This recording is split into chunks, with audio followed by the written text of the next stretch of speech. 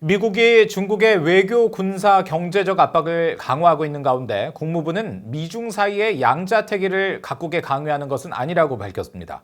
마이크 폼페이오 국무장관은 대북 제재 이행과 관련해 북한을 제재 이행이 완전히 이루어지지 않고 있는 나라로 지목하고 제재 이행의 중요성을 거듭 강조했습니다. 조상진 기자가 보도합니다.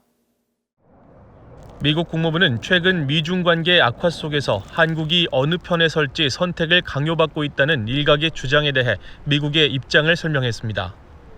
국무부 대변인실 관계자는 1일 VOA에 미국은 우리와 중국 중 어느 한쪽을 택할 것을 국가들에게 요구하지 않는다고 밝히면서 중국을 그동안 지칭하던 차이나 대신 이례적으로 공식 국호인 중화인민공화국 PRC로 지칭했습니다.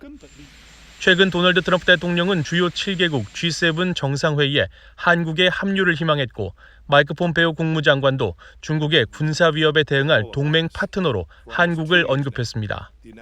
중국 정부도 주한미군이 경북 성주군 사드 기진의 노후 미사일을 교체하자 사드 배치에 반대한다며 불만을 드러내면서 한국 정부가 미중 갈등 속에 선택을 강요받고 있다는 지적이 일각에서 제기됐습니다.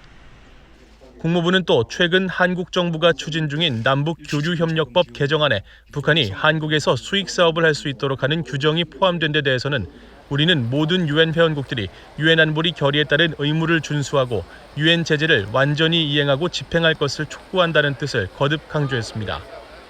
남북교류협력법 개정안은 한국과 북한이 서로 상대방 지역이나 제3국에서 공동 투자하고 사업 수행 결과 발생하는 이윤을 투자 비율이나 계약 조건에 따라 분배받을 수 있도록 했습니다.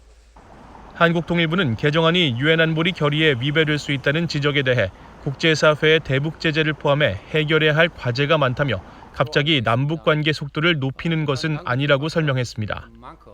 이런 가운데 국무부는 마이크 폼페이오 국무장관이 최근 워싱턴 민간 연구단체인 미국 기업연구소와의 인터뷰에서 대북 제재 이행과 관련해 북한을 제재 이행이 완전히 이루어지지 않고 있는 나라로 지목하고 제재 이행의 중요성을 거듭 강조했다고 1일 공개했습니다.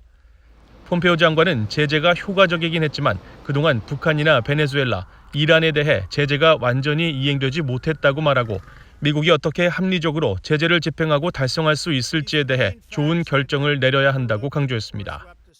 VOA 뉴스 조상진입니다.